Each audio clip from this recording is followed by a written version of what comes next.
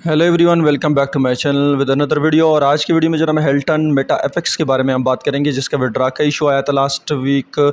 जो Saturday Sunday है उसमें मेंटेनेंस एमटी फ़ी की तरह इसने शुरू की थी।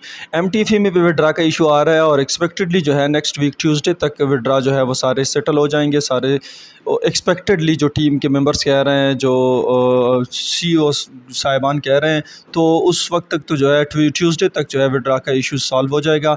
बट वो श्योरिटी उसकी कोई नहीं है फ़िलहाल, लेकिन फिर भी वो एमटीएफ जो है उसका विड्रा ओपन हो जाएगा। अब जो बात है हिल्टन मेटा एफएक्स की, हिल्टन मेटा एफएक्स जो है ये भी ट्यूसडे लास्ट वीक जो है मेंटेनेंस की वजह से विड्रा इसके बंद हो गए थे और डिपॉजिट भी बंद हो गए थे। और इसमें जो बड़ा मसला आया था वो ये था कि जनाब इसमें जो एसेट्स आपने डाले थे वो भी शो नहीं हो रहे थे, वो भी मिस हो गए थे कहीं, पता नहीं जो अपग्रेडेशन के दौरान कहीं मिस हो गए थे।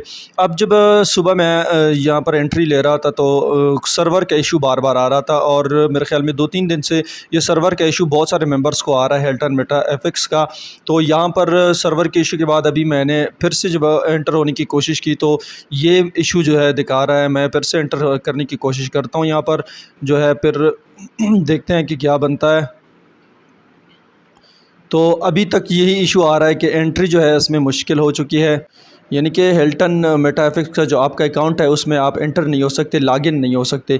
ये बड़ा इशू इसमें भी चल रहा है और विड्रॉल का भी इशू चल रहा था। लेकिन विड्रॉल जो है वो फिर ट्यूसडे, जो प्रीवियस ट्यूसडे है उससे फिर शुरू हो गए थे। और विड्रा इसका एक अच्छा पॉइंट जो है हिल्टन मेटा एफएक्स का था वो जनाब ये था कि 2 से 3 मिनट के अंदर आपका विड्रा मैक्सिमम 5-6-7 मिनट तक हो जाता था। फिर आपके विड्रा यानी 6-7 मिनट के अंदर ये बाइनेंस के अंदर आ जाता था।